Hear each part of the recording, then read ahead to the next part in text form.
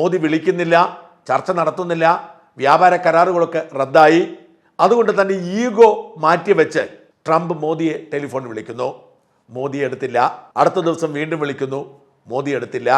അങ്ങനെ ഒരാഴ്ചയിൽ 4 തവണ മോദിയെ ടെലിഫോണിൽ വിളിക്കുന്നു. പക്ഷെ മോദി ട്രംപിന്റെ കോള് എടുത്തില്ല എന്ന് മാത്രമല്ല, അത് തിരസ്കരിച്ചു. ഈ വിവരം ജർമ്മനിയിലെ ഒരു പത്രമാണ് ആദ്യം പുറത്തുവിടുന്നത്.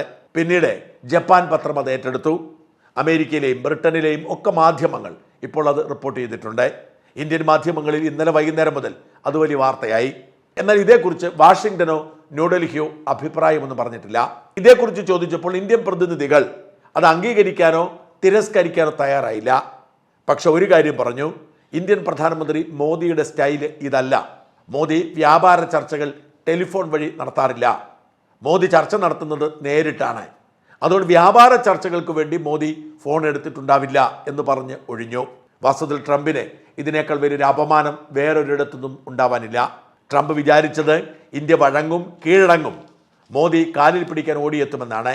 ട്രംപ് ഫോൺ വിളിച്ചിട്ട് എടുക്കുക പോലും ചെയ്യാത്തതോടെ ട്രംപിൻ്റെ ഈഗോ വല്ലാതെ ഹർട്ടായി. ട്രംപ് അതിശക്തമായ നിലപാടുമായി രംഗത്ത് വരുന്നു. ഇന്നലെ അർദ്ധരാത്രി മുതൽ പുതിയ 50% നികുതി നടപ്പിലാക്കുന്ന ഉത്തരവിറങ്ങുന്നു.